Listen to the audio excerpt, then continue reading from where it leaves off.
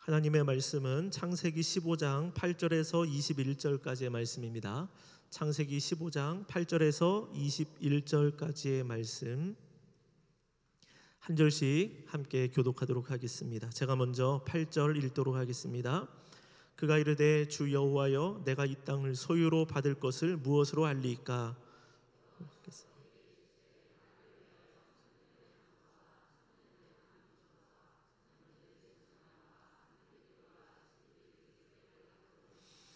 아브라함이 그 모든 것을 가져다가 그 중간을 쪼개고 그 쪼갠 것을 마주 대하여 놓고 그 새는 쪼개지 아니하였으며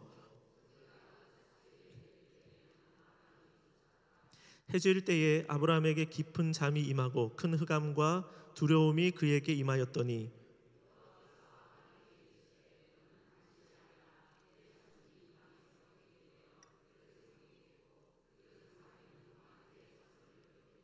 그들이 섬기는 나라를 내가 징벌할지며 그 후에 내 자손이 큰 재물을 이끌고 나오리라.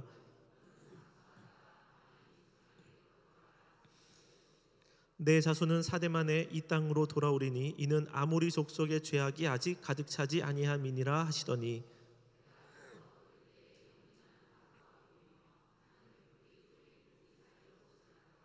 그날에 여호와께서 아브라함과 더불어 언약을 세워 이르시되 내가 이 땅을 애굽 강에서부터 그 큰 강 유브라데까지 내 자손에게 주노니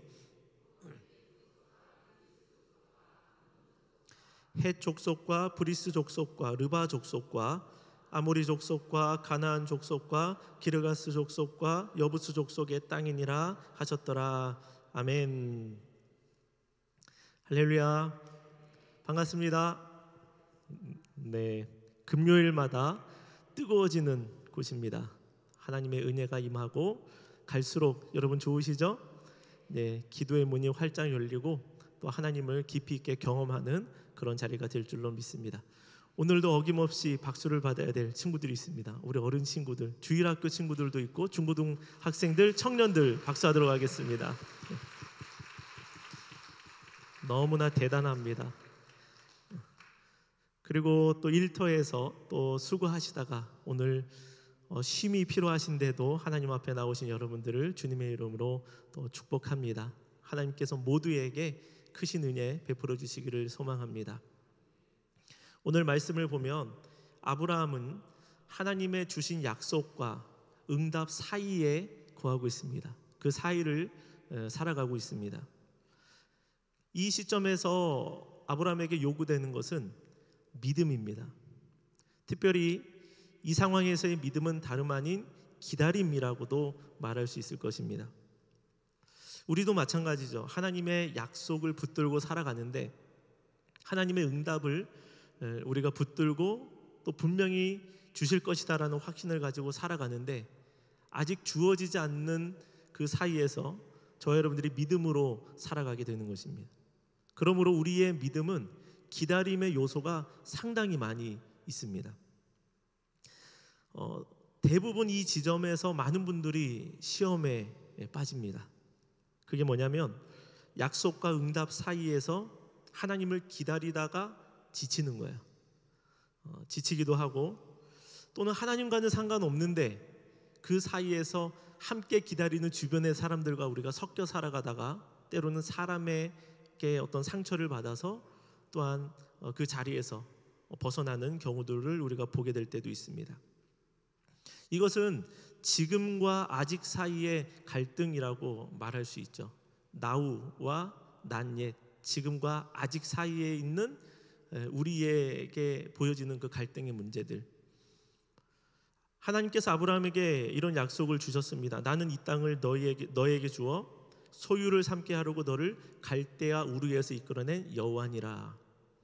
하나님께서 아브라함을 처음에 불러내실 때에 소유를, 이 땅을 너에게 주어 소유를 삼게 해주려고 너를 불러낸 여호와 하나님이다. 또 너의 자손을 내가 많게 해주겠다라는 이 말씀을 해주셨습니다. 그런데 아브라함은 시간이 계속 지나니까 지난주 본문의 2절 말씀에서 이렇게 반응을 합니다. 주여 무엇을 내게 주시려나이까? 나는 자식이 없습니다. 3절에서는 보십시오, 보십시오. 주께서 내게 씨를 주지 아니하셨습니다라고 이야기를 하는 것입니다. 약속과 또 응답의 사이에서 인내가 필요합니다. 믿음은 언제 응답될지 모르지만 그 응답이 나에게 올 때까지 소망을 잃어버리지 않고 버티는 것이라고 말할 수 있습니다. 버티는 힘이 굉장히 중요합니다. 주중에 딱 한 번 운동을 해야지 되겠다 해서 어제였네요. 어제 공원에 나가서 철봉에 매달렸다가 오래 버티지를 못하겠는 거예요. 아니 왜 시간이 흘러도 몇 번 매달려봐도 왜 개수가 늘질 않지? 이런 마음이 드는 겁니다. 육체도 그런 것 같아요. 몸도 어디에 매달려 있고 힘을 쓰면은 버티는 것이, 오래 버티는 것이 웬만한 인내력, 지구력이 없으면은 쉽지 않은 것 같습니다. 그러나 영적으로도 마찬가지입니다. 여러분, 우리가 살아갈 때 보면 영적인 부분에 있어서 영적으로도 근육이 있습니다. 영적인 힘을 낼 수 있는 영적 근육이 있는데 버텨야 되는데 영적 근육이 없다면 오랜 시간 버텨낼 수 있을 재간이 없는 겁니다. 그런 면에서 오늘 이 자리는 영적인 근육을 키우는 자리라고 저는 생각합니다. 하나님 앞에 나와 기도할 때에 오늘 말씀을 들으면서 이것이 믿음이구나, 때로는 신앙생활이라는 것이 견디는 것이 필요하구나라는 것을 알 때에 또 그것을 통하여 붙들고 내 자신을 만들어 갈 때 우리 가운데 영적인 버틸 수 있는 근육이 길러지게 되는 줄로 믿습니다. 아브라함은 아마 하나님 앞에 부르짖고 싶었을 때가 참 많았을 것 같습니다. 주님, 언제까지 기다려야 됩니까? 왜 이렇게 믿음으로 사는 게 어렵습니까? 언제 지나서야 저에게 자식을 주겠습니까? 아브라함의 입장에서는 본인을 이끌어내셨으면 하나님께서 책임을 져 주셔야 되는데 마치 방관하고 계시는 것 같은 느낌이 충분히 들 수 있습니다. 하나님께서는 그런 아브라함에게 다시 한번 그를 밖으로 데려 나가셔서 하늘의 별들을 보게 하셨습니다. 그러면서 다시금 약속의 말씀을 들려주시고 그의 믿음을 다잡아 주셨습니다. 아브라함이 그 하나님의 말씀을 믿으니 하나님께서 그것을 그의 의로 여기셨다라고 기록해 놓고 있습니다. 그런데 하나님께서는 아브라함이 지금 힘들어한다고 해서, 아브라함이 지금 그 마음이 어렵다고 해서 하나님의 때를 바꾸지는 않으십니다. 다만 약속의 말씀을 더욱더 구체적으로 더욱더 상세하게 아브라함에게 들려주고 계십니다. 그렇습니다. 우리의 기도를 보면 우리의 기도는 하나님의 때를 앞당기고 또는 하나님의 계획을 수정시키는 기도가 아닙니다. 더 명확하게 말씀드리면 우리가 기도하는 것은 무엇이냐면 하나님의 뜻이 이루어지도록 하는 게 기도라는 것입니다. 그리고 하나님께서 역사하실 때까지 기도는요, 나에게 버틸 힘을 달라고, 이길 수 있도록 견디게 해달라고 하나님 앞에 구하고 간구하는 것을 우리가 기도라고 말할 수 있는 것입니다. 이것이 참 믿음의 요소입니다. 우리는 하나님을 나에게 맞추기보다 내가 하나님께 맞추어 가야 합니다. 성숙함이 여기에 있습니다. 처음에는 하나님께서 우리에게 합당한 모습으로 많이 보여주시죠. 우리가 원하는 것들을 많이 더하여 주십니다. 그러나 신앙이 자라면 그럴수록 우리는 내 자신을 내려놓고 하나님의 뜻에 순종하고 하나님이 원하시는 모습으로 변화되어 가야 합니다. 아브라함은 이제 하나님께 약속에 대한 표징을 구하고 있습니다. 하나님의 약속을 믿었지만 다시 한번 확신이 필요했던 것 같아요. 하나님, 제가 그것을, 하나님의 약속이 이루어지는 것을 무엇으로 알 수 있겠습니까? 저에게 그 증거를 보여주십시오. 하나님 앞에 요청하고 있습니다. 하나님께서는 그런 아브라함을 너 계속 왜 이런 거를 요구해? 라고 말하지 아니하시고 그의 요청을 들어주십니다. 이런 경우들이 다른 성경에도 곳곳에 나와 있습니다. 기드온이 그렇죠. 기드온이 하나님 앞에 표징을 구했을 때에 하나님께서 그것을 들어 보여주셨습니다. 양털만 젖게 하고 주변은 마르게 하셨다가 반대가 되게 해주세요. 참 여러 번 확신을 가져야 되었나 봅니다. 반대로 하게 되려니까 주변이 좁고 또 양털만 마르는 그런 일들도 일어났습니다. 신약 성경에서는 도마가 그 마음 가운데 의심이 들었을 때에 그 손을 만져보게도 해 주셨습니다. 제가 한 번은 목장에 리더가 없어서 리더를 세우기 위해서 어떤 집사님 한 분을 권면을 한 적이 있습니다. 제가 전에 어떤 몇몇 분에게 이 얘기를 해드린 것 같긴 한데요, 목자가 필요합니다. 집사님께서 목자를 해주시면 너무 좋을 것 같습니다. 이렇게 부탁을 드린 것입니다. 그런데 그 집사님이 부담이 너무 많이 되셨어요. 내가 목자가 할 수 있을까? 목자 하면은 나는 참 부족할 것 같은데, 이 마음이 들었던 것입니다. 그런데 목사님이 또 이렇게 요청을 하니까 바로 잘라낼 수는 없어서 어쨌든 하나님의 뜻을 여쭤보자 해서 금요 기도회를 간 겁니다. 금요 기도회 가서 하나님 앞에 기도를 했는데 표징을 구해야 되겠다라고 하나님 앞에 기도했습니다. 그러면서 어떻게 했냐면, 하나님, 제가 베드로가 물리를 걷는 이 장면 설교를 너무 좋아합니다. 만약에 오늘 설교하시는 목사님 입에서 베드로가 무리를 걸었다라는 이야기가 나오면 저로 목자하라는 것으로 제가 알겠습니다, 이런 거야. 그날 본문이 그 본문 전혀 상관없는 본문이었거든요. 안 하겠다고 작정하신 것 같아요. 그런데 설교 중간에 그 이야기가 나온 겁니다. 그 시간에 너무 깜짝 놀래가지고 막 울면서, 하나님, 이렇게라도 벗어나려고 했는데 주님은 저를 묶어버리시는군요 하면서 순종의 자리 가운데 서셔서 얼마나 목자를 잘하셨는지 모릅니다. 사랑하는 성도 여러분, 우리에게는 무엇이 증거가 될까요? 저와 여러분들도 그렇게 하나님 앞에 요청하고 싶을 때가 참 많이 있을 겁니다. 하나님, 저에게 표적을, 또 증거를 보여주십시오. 제가 그것을 보여주시면 제가 믿음으로 살아가겠습니다. 이렇게 요청하고 싶을 때가 많이 있습니다. 그런데 우리에게는 새로운 증거가 더 필요하지 않습니다. 아브라함이 오늘 요청한 이 요청이, 기드온의 요청이, 도마의 요청이 우리의 증거입니다. 우리는 그 하나님의 말씀에서 주께서 증거를 보여주신 것을 나의 증거로 받고 믿고 살아가야 하는 자들이 될 줄로 믿습니다. 그건 그거고 내 건 내 거다라고 할 것이 아닙니다. 하나님께서는 말씀을 통하여서 이미 수차례 그 증거들을 우리에게 알려주셨고, 이제는 다른 증거를 필요로 하는 시대가 아니라 이제는 그것을 믿고 나의 것으로 확신하고 기다리며 달려나가야 할 줄로 믿습니다. 하나님은 아브라함에게 네 종류의 재물을 가져오도록 하셨습니다. 9절의 말씀을 같이 읽도록 하겠습니다. 9절 말씀, 여호와께서 그에게 이르시되 나를 위하여 3년 된 암소와 3년 된 암염소와 3년 된 순양과 산비둘기와 집비둘기 새끼를 가져올지니라. 만약에 지금 성경책에 줄을 그어도 되시는 분들은 나를 위하여의 줄을 쫙 그어주시면 좋을 것 같아요. 나를 위하여. 여호와께서 그에게 이르시되 나를 위하여. 증거를 구하는 아브라함을 위하여 재물을 가져오게 하신 게 아닙니다. 하나님께서는 본인을 위하여서 이 재물을 준비하라라고 말씀하고 계십니다. 이 부분이 굉장히 중요합니다. 진정한 신앙은 하나님을 위한 것으로 향해야 됩니다. 나를 위한 것으로 보여도 이 모든 것들이 하나님의 영광을 위한 것이 되어야 합니다. 아브라함은 자신을 위하여 자신이 그 약속을 더 확신하려고 자신을 위한 증거를 요청했지만, 하나님께서는 아브라함을 위한 일이 아니라 하나님의 역사를 위하여 이 모든 일들을 지시하고 계십니다. 하나님을 위하여.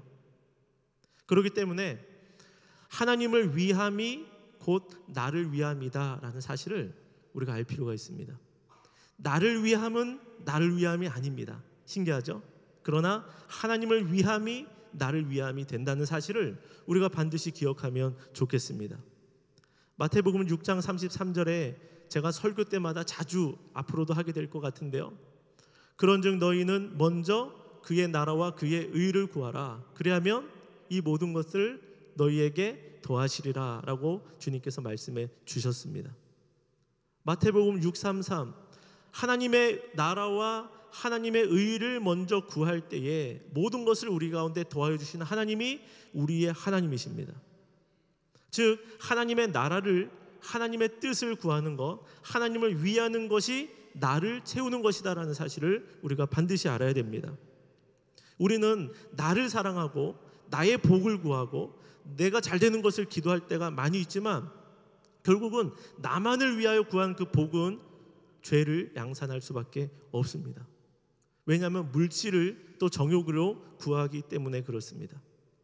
자기 사랑에 가득 차고 자신의 배를 위해서 사는 사람은 도리어 자신을 파멸로 이끌어가게 될 뿐입니다. 그렇기 때문에 모든 것을 먼저 하나님을 위하여 하는 것, 이것이 중요한 것이고요. 관계도 하나님과의 관계를 먼저 세우는 일이 더 우선되어야 할 줄로 믿습니다. 하나님은 아브라함에게 재물의 나이를 정해주셨는데요, 3년을 정해주셨습니다. 이 3년이라는 기간은 짐승들이 완전히 자랄 수 있는, 완전히 성장할 수 있는 기간을 의미합니다.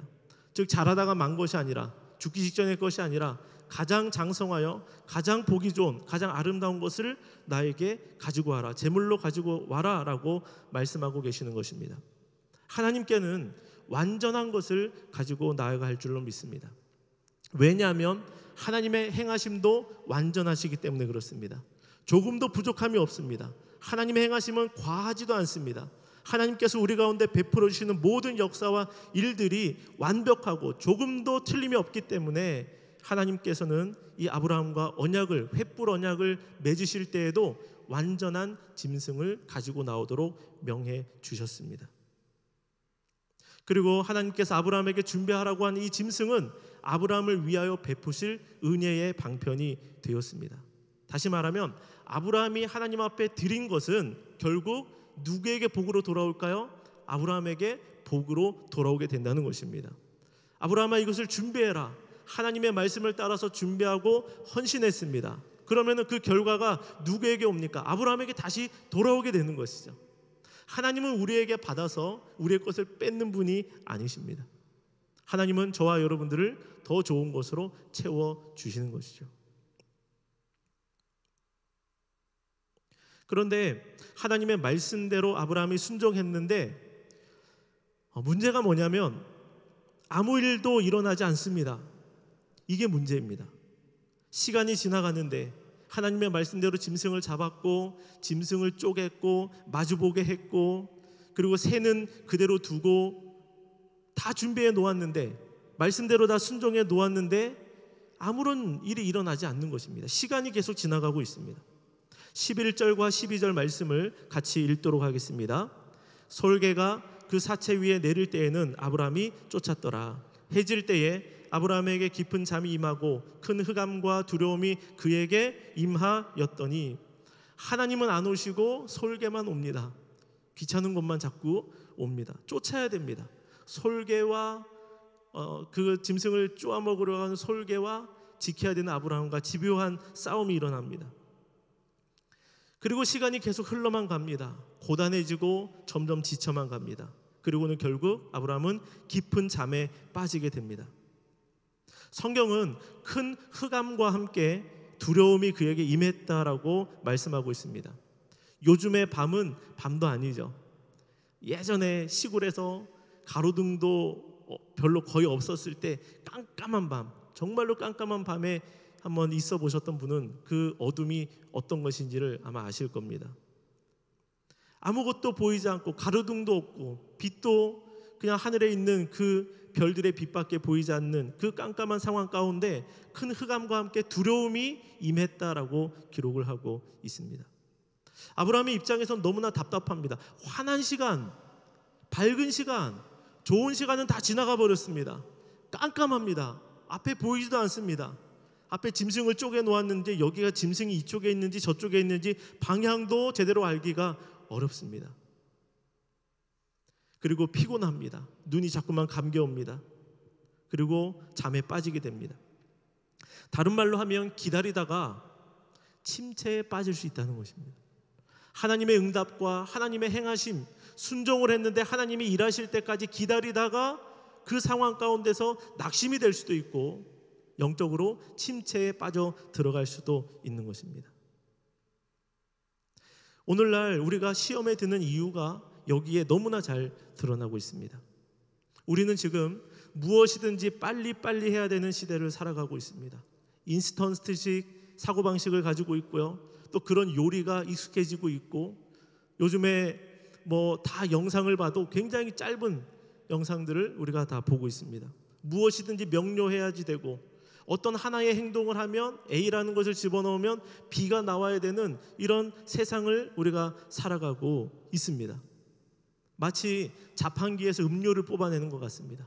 1,000원을 집어넣고 사이다 버튼을 누르면 그 즉시로 사이다가 나와야지 됩니다.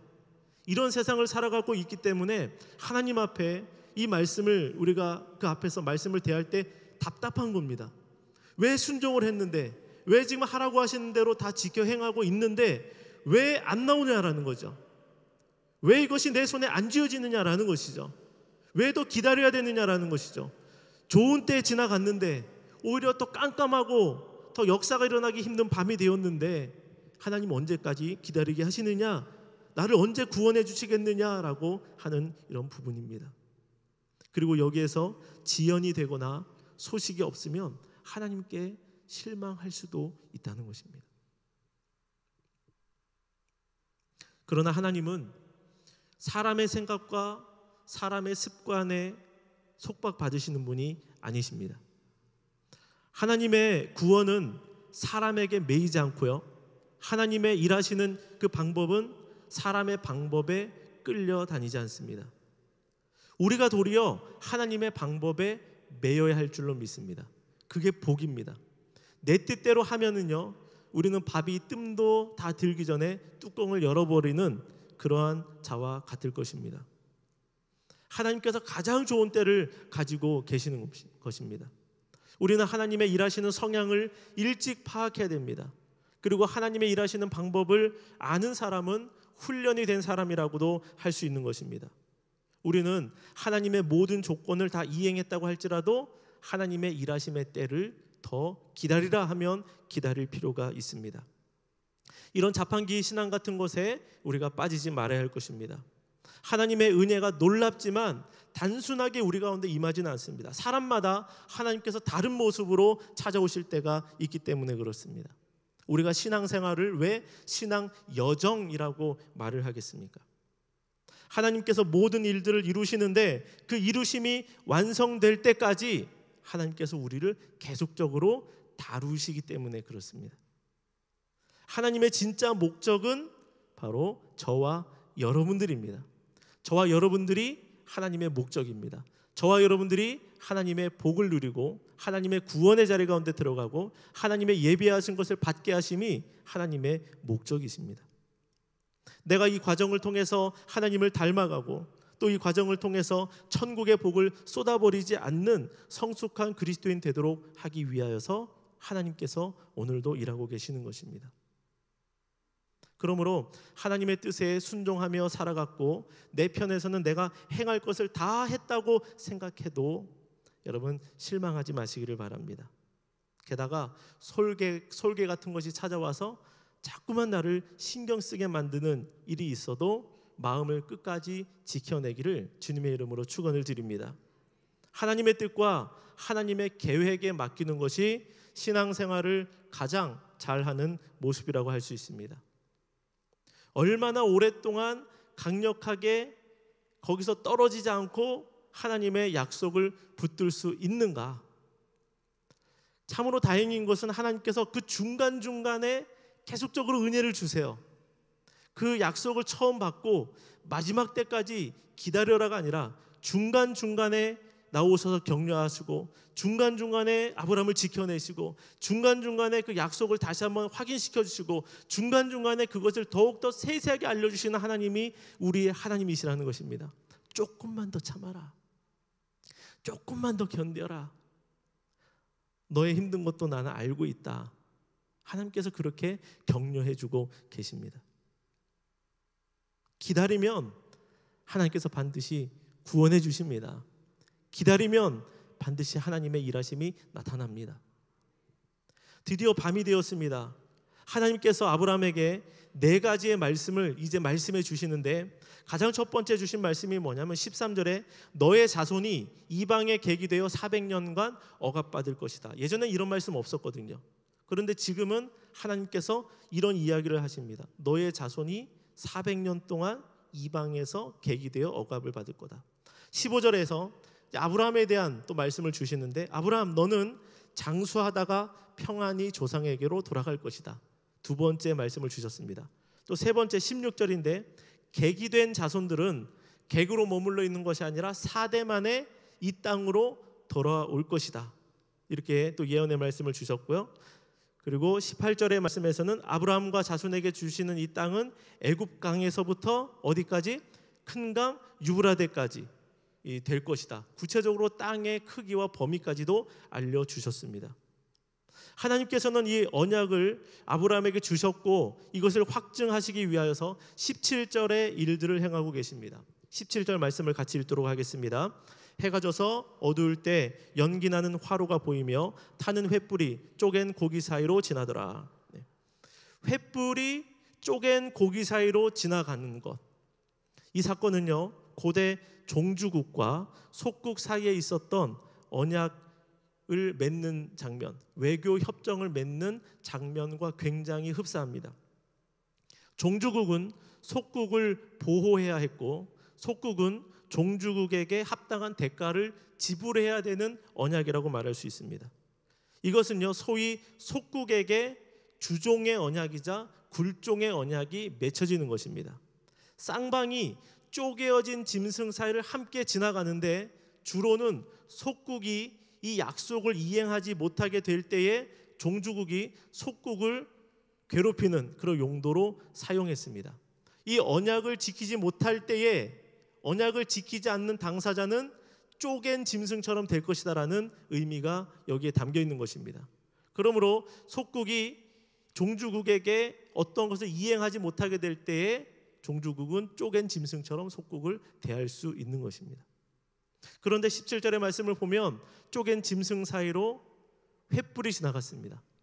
누구만 지나갔을까요? 하나님만 지나갔습니다.